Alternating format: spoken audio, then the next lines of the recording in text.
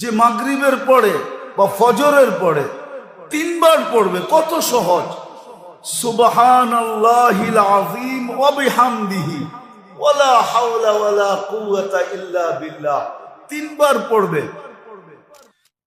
কোন অঙ্গের ভিতরে তার স্টপ হবে না, কোন অঙ্গ স্টপ হবে না, থামবে না, কোন অঙ্গ না। স্ট্রোক হয় না, আসলে স্ট্রোক হয় না, আসলে স্টপ হয়, থাইমা যায়। হার্ট আগের মতো চলে না, থাইমা গেছে, হবে না, গ্যারান্টি। প্যারালাইসিস হবে না। সাহাবী রাসূল কসম খেয়ে বলছে হবে না। কে পড়ে? আল্লাহ তো দিছিলেন, নিয়মও দিছে, পদ্ধতিও দিছে, মেডিসিনও দিছে।